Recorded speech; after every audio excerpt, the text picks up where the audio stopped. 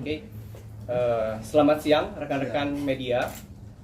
Saya Raka Danira selaku kuasa hukum daripada Eza Gionino. Hari ini kami ingin memberikan tanggapan secara resmi terkait gugatan yang dilayangkan oleh Saudari Meza terhadap klien kami. Pertama-tama kami ingin meluruskan arah pemberitaan bahwa klien kami Mas Eza Gionino mengambil sikap tegas untuk berupaya mempertahankan keutuhan rumah tangganya. Meskipun ada gugatan, kami anggap kami memandang ini sebagai dinamika internal. Klien kami di sini juga beranggapan untuk meluruskan berbagai spekulasi yang liar beredar. Kami tegaskan bahwa dalam proses mediasi nanti kami memprioritaskan untuk ke arah perdamaian.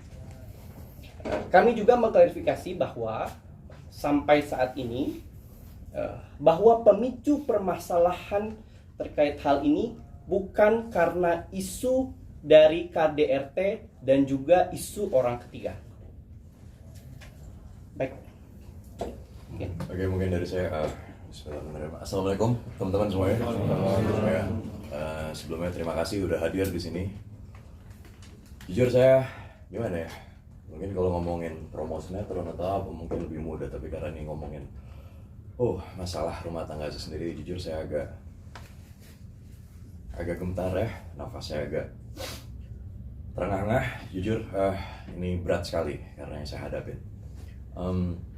Mungkin pertama yang bisa saya sampaikan, saya sangat menghormati istri saya.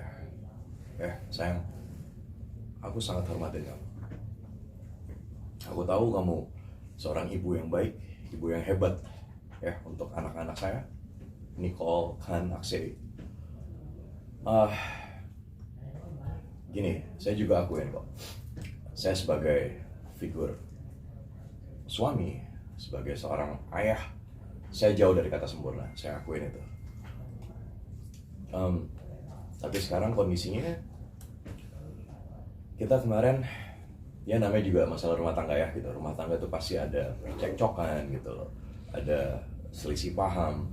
Jadi yang saya mau juga luruskan di sini ke teman-teman semua, dengan berita yang seperti Mas Raka bilang, berita yang sangat liar di luar sana, dibilang ada KDRT lah gitu, ada pihak ketiga. Saya jelaskan dan saya tekankan itu tidak ada sama sekali, demi Allah tidak ada ya gitu, demi Allah tidak ada dari saya KDRT apapun itu, pihak ketiga pun juga nggak ada. Ini pure masalah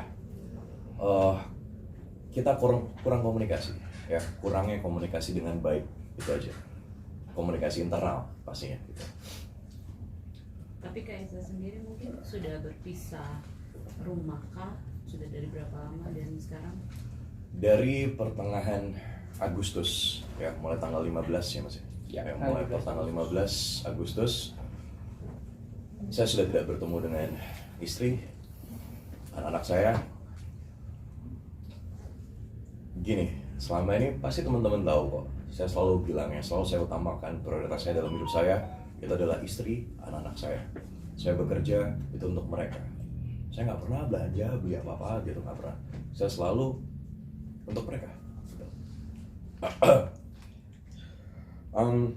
Gini, kalian bisa bayangin teman-teman semuanya, saya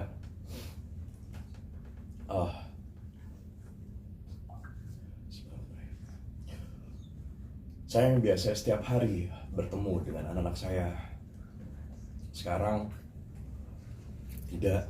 Saya biasanya tidur bersama Nicole, Khan, terutama Khan ya, Khan, anak saya nomor 2. Sekarang kita sudah nggak tidur bareng gitu. Saya tidak tahu mereka ada di mana. Saya sebagai seorang ayah, saya pengen sekali meluk mereka, ya, saya ingin sekali meluk mereka, tapi tidak tercapai. Coba kalian bayangin, mungkin teman-teman semua yang udah punya anak ya gitu, sebagai seorang ayah, bagaimana rasanya jadi saya? Bagaimana rasanya jadi saya? Saya nggak tahu. Saya pengen komunikasi, paling nggak video call lah gitu. saya pengen tahu anak saya.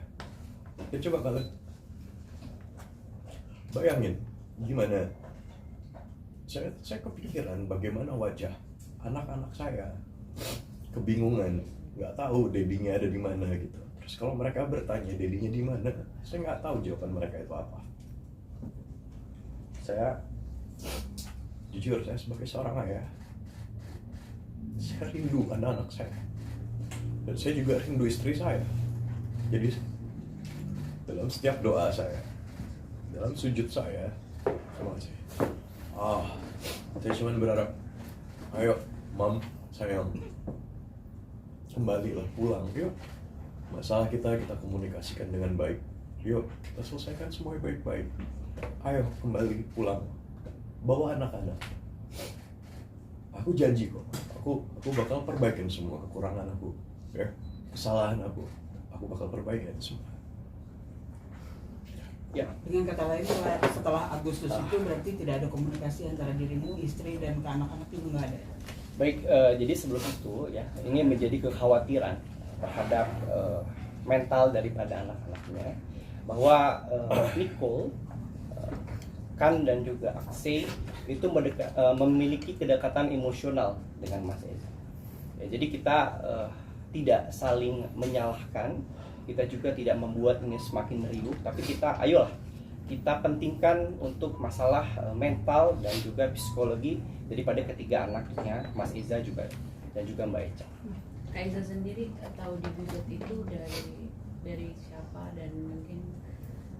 Oke, itu dia. Jadi begini, sebelumnya mulai dari bulan awal Agustus kita ada cekcok seperti biasa. Terus akhirnya saya memberikan ruang dan waktu saya memberikan ruang dan waktu untuk Eca supaya kita ada space dulu gitu. Dan akhirnya saya mengalah, saya keluar dari rumah. Terus saya berharap mungkin dengan kalau dalam kondisi emosi seperti ini gitu, jadi saya kasih space dulu. Tapi saya nggak menyangka, saya nggak expect tiba-tiba ada gugatan cerai seperti ini ya gitu. Ada gugatan seperti itu yang dikirim dan dilayangkan ke saya. Itu jujur saya kaget sekali. Itu di luar ekspektasi saya, karena saya berpikirnya ini kan kita masalah komunikasi ya gitu. Masalah komunikasi di mana saya merasa ini semua masih bisa kita selesaikan dengan baik kok gitu. Jadi nggak perlu sampai sebegini ya sekali seharusnya. Mas, sempat konfirmasi juga masih Mas dari sana sendiri kan mungkin kemarin sempat wawancara lawyer sendiri bahwa katanya ini masalah dipendam oleh Kak Eca yang berulang gitu. Akhirnya meledaknya baru sekarang dan katanya masih serumah gitu, masih seperti itu. Dibilang serumah sih, gimana Mas Raga, saya tahu. Sebenarnya kalau untuk masalah komunikasi sampai dengan sekarang memang pada saat kejadian itu sudah tidak ada komunikasi. Tapi sebelumnya komunikasi Mas Eza dengan Mbak Eca itu baik-baik saja, dan juga ada saksi di sini, ada Mas Mirza dan juga Mas Hengki yang setiap hari ada di rumah ya. Mereka melihat semua komunikasinya baik-baik saja, tidak ada permasalahan. Mungkin ya itu sebenarnya hal-hal yang bisa dibicarakan secara internal. Dan sekarang jujur kondisinya saya di rumah itu saya sendiri. Mulai per tengah bulan Agustus saya sendiri di rumah. Saya benar-benar sendiri di rumah, tuh rasanya sepi sekali, hampa banget rasanya.